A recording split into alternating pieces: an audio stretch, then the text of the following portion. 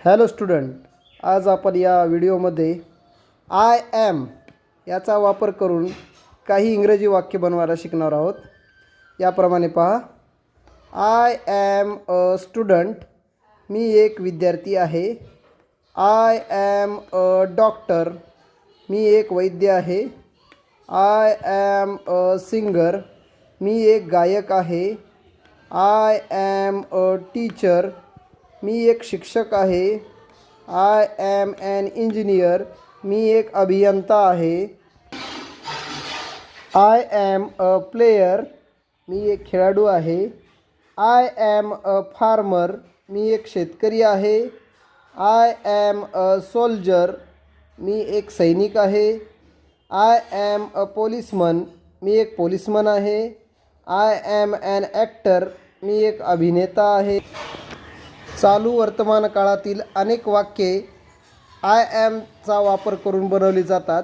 यामध्ये चालू वर्तमान काळात आय हा कर्ता आहे आणि आयसोबत नेहमी ॲम हे हेल्पिंग वर्ड्स म्हणजे सहाय्यकारी क्रियापद वापरलं जातं. म्हणजे आयसोबत नेहमी ॲम हे सहाय्यकारी क्रियापद वापरलं जातं.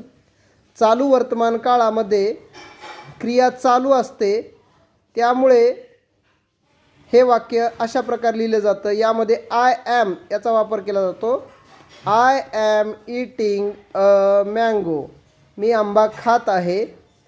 I am going to school, मी शाळेला जात आहे. बघा, या वाक्यामध्ये शाळेला जाण्याची क्रिया ही चालू आहे.